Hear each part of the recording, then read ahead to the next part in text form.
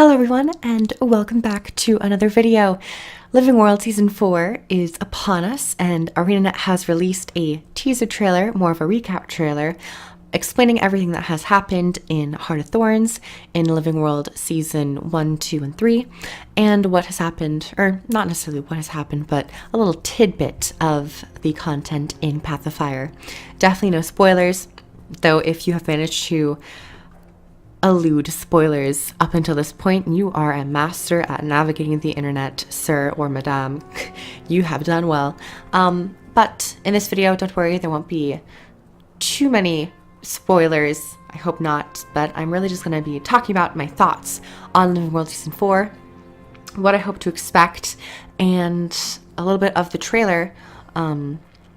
That's a rough estimation of what I will be talking about. So let's continue on. First off, I want to say that trailer was hype.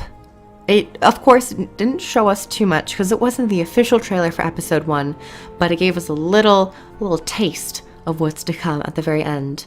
And I think the main thing that got me energized was definitely the music that accompanied the trailer.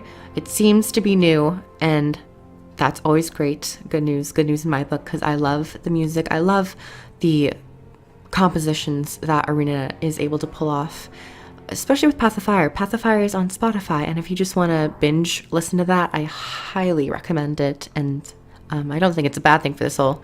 It's done me wonders. So, new music, always a good sign. I'm excited to see where the music goes. Is it going to go in more of a tribal theme, more deserty, Arabic, Middle Eastern sounding, a lot of flute music, I'm just really excited to see the new pieces that come out, because Path of Fire did really well. I'm a music fanatic when it comes to games. Moving on to the actual content in the trailer, or the new content in the trailer, we saw a little bit of the branded storm over Amnion Oasis. Seems very foreboding. And accompanying the storm were flying branded creatures. I'm not exactly sure what they are. They seem to be some sort of branded griffin. They could just be completely new types of branded, and the brand has infected creatures in the area. I hope that there are some new varieties of branded. I would maybe expect 1 or 2 new varieties, or just like new skins of existing creatures just in branded form. I think that makes most sense. But overall, it seems like the player character in Ritlocker going in to do some business in Amnoon. I'm excited. I can't wait to see what actually happens in episode 1 of Living World Season 4. And I believe that we're going to get the official trailer Tuesday, because it's releasing in 2 weeks. So I'm guessing like next week we're going to get the trailer. It's going to be a week, and then we're going to get to play it, because I think that's how Living World Season 3 worked. Now, for my expectations on Living World Season 4. For Season 3, a part of me kind of felt like the story itself might have been a little rushed. And I kind of feel, I've had this overall feeling for Guild Wars 2, that I'm not saying that they're intentionally rushing the story, but I don't think they're spending as much time as they could in certain areas and with certain characters. For example, with Casimir, I really enjoyed her story arc that she had in Path of Fire, and I thought it was very interesting to see her conflict. However, I thought it was somewhat short. I think that if they had spent 1 or 2 more story chapters specifically dealing with her inner turmoil, it would have proved much more beneficial for her character development.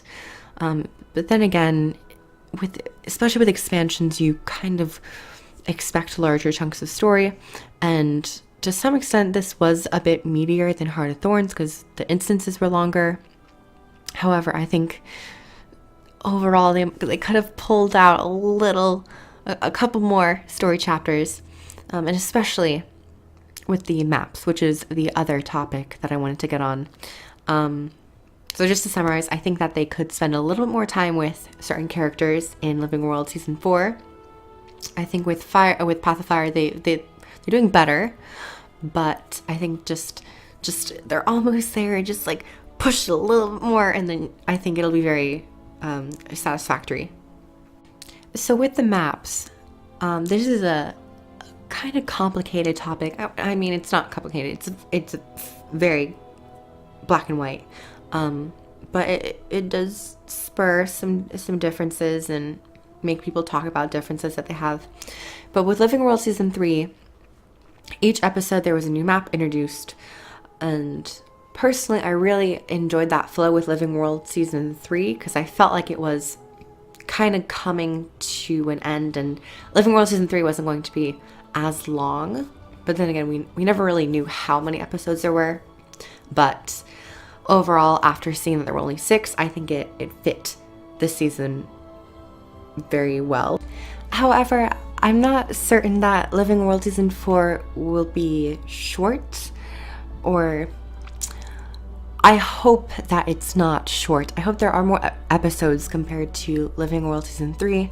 And one reason why I believe that it might be a little bit longer is because Living World Season 3 had a year or so of complete story and a complete absence of story with the content drought. And it seems with Pathfire that they have ironed that out, and they don't need that 1 year to figure out what they're doing. So they seem to be on a straightforward course, and they know what they're doing. They're making content, and they're presumably making more maps. My only issue is that if they have many episodes, it means they're expanding Tyria at a fairly quick rate, and part of me thinks that is a fun idea, just more areas to explore. But another part of me thinks that it might be a little too fast, and they might be, I don't know, filling out the map too quickly. Now, I completely understand that. It doesn't mean that they can't expand the map into other regions and completely new regions that we haven't explored before. And I think that's a really awesome idea. However, part of me is a little worried that there might come a time when there's just so many maps that nobody goes back and plays them, especially with the types of content in them, but that's to be determined.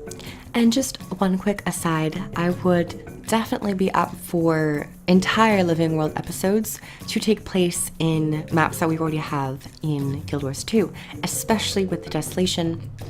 That map kind of fell short in an instant story, so I think it'd be smart to perhaps have a whole episode to take place in there. And adding on to my previous statement of existing maps, I kind of miss the old style of Living World Season 1 of changing the landscape. Now, with the Brandon Storm coming in the first episode, presumably, I would kind of like it if the Amnoon Oasis had a Kralkatork storm effect around it. I think that'd be a nice little touch. But that's to be determined. I know not everything I say in this video is going to be concrete. I don't think anything I say will necessarily have any weight, considering that they probably have all this planned out. But just a couple of my thoughts, just some things to keep in mind. And I'm gonna definitely talk about my reactions and what I think about the trailer when it comes out. Thank you everyone for watching. Subscribe for more Guild Wars 2 content, like the video if you liked it, and comment down below. Also like to mention that I have referral links to buy Path of Fire, especially with Season 4 on the way. If you have not bought it, and you just like to jump in now, knowing that there is a steady stream of content, you're more than welcome to, and I will happily accept you into Tyria. So with all that said, I'll see you everyone in the next video, and I hope you all have a wonderful day, night, evening, wherever you are. Bye everyone. Mwah.